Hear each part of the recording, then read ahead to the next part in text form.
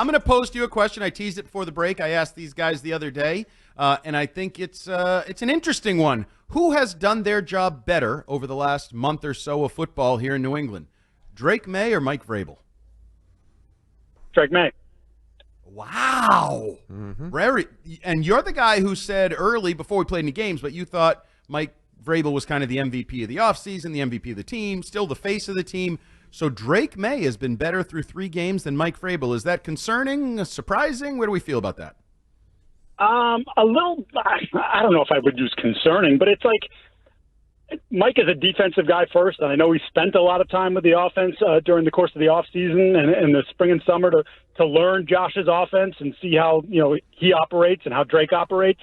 But like defense is his primary thing, and obviously Terrell Williams, our prayers out to him, the difficult situation he's dealing with there. But like Zach Kerr and Mike were running the defense all spring, and then had an influence on it all summer, and now have taken over the ranks and like.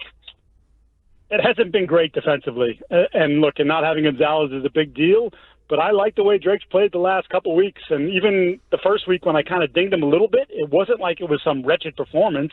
It just, you were expecting more. And I think you're starting to get more. He's now got to take that next step, and that's, of course, not turning the football over.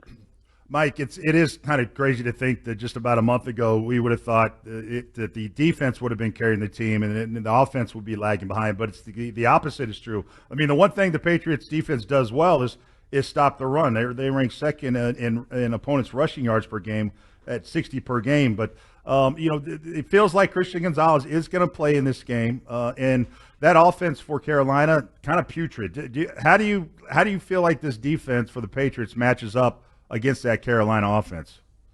This is a game that you should eat, right? Like, I mean, I'm in this.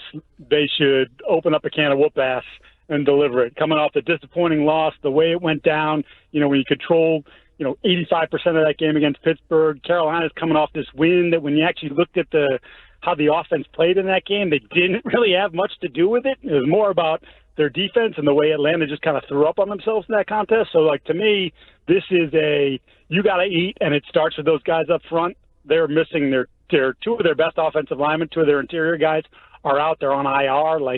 So Milton Williams, Christian Barmore, Kyrus Tonga, who's been low-key awesome. Yeah, he has. Yep. Those guys need to eat, and if they do, then I think you're going to get what I kind of predicted, which is the can of whoop ass. Mike, speaking of people that need to eat or at least be fed, do you think this is the week maybe we see a little more action between Drake Maye and Steph Diggs? And could you see him maybe shifting into the slot a little bit more if Pop's not going to work out and the legend of Chisholm isn't going to get activated yet?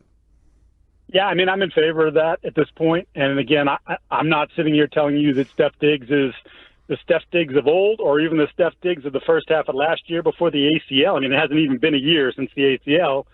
But what he has been is reliable. He's where he's supposed to be, 15 targets, 13 catches. I'm not expecting, big yak after it, but just get to the chains, get the first down or get close. Drake has established a pretty good rapport with him early on, even if, again, as I said, he's not the same player. And not all of this has been on Pop. And I've criticized Pop for the lack of feel, and I think that's still a big issue here. But look at the game the other day. There were 2 of those miscommunications, if you will, that were on Drake. The motion with Pop in the backfield, and that set up perfectly. That was a 25-yard play before he would have had to do anything, and Drake butchered an easy throw in the flat. So, but for whatever reason, that's been the case with them, even dating back to last year. So, I would reduce Pop's role a little bit and see if Diggs' legs can handle more. Mike, I want to tiptoe through an awkward topic here regarding Diggs and not get into any specifics, but there's a lot of crap out there on social media about Diggs. Different videos and tweets and storylines.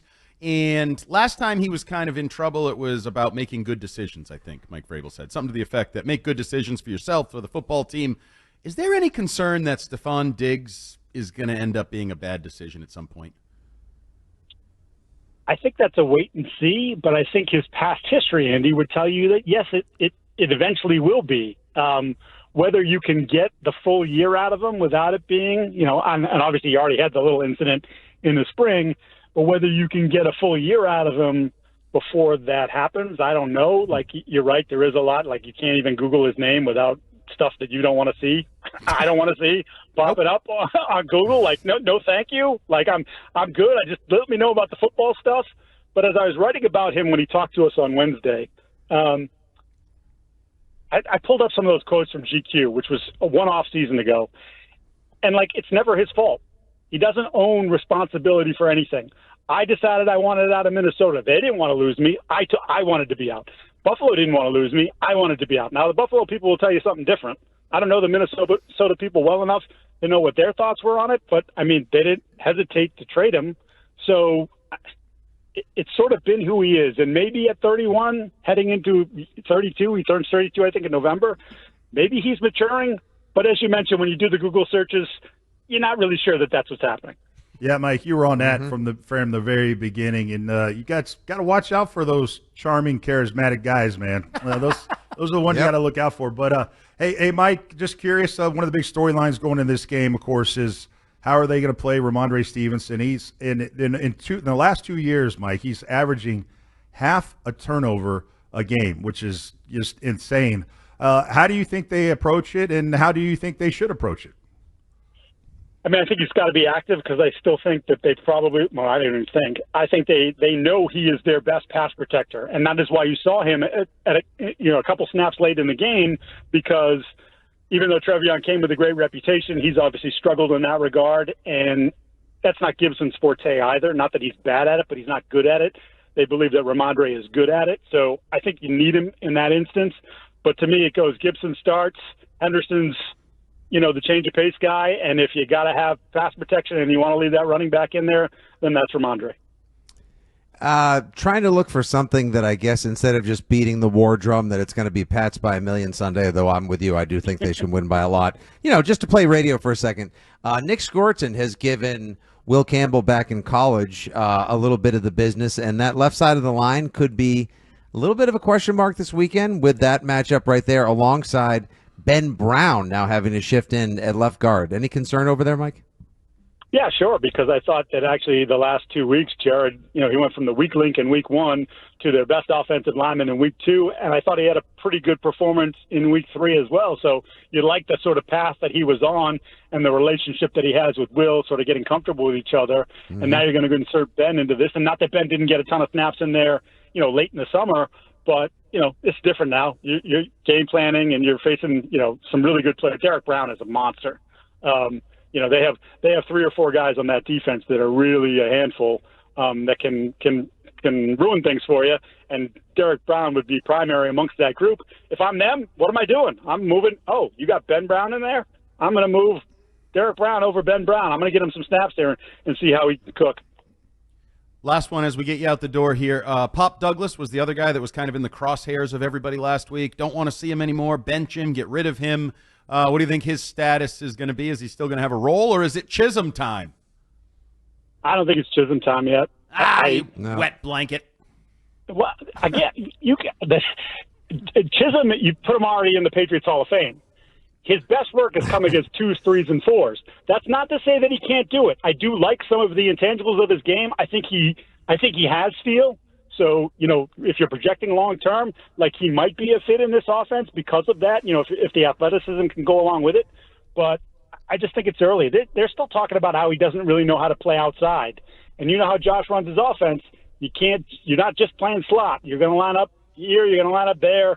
And they've got to make sure that he's ready to do that before they insert him. So maybe it's coming soon if Pop continues to be ineffective, or they put Diggs in the slot and they don't get that production that they're looking for. But I'm not there yet.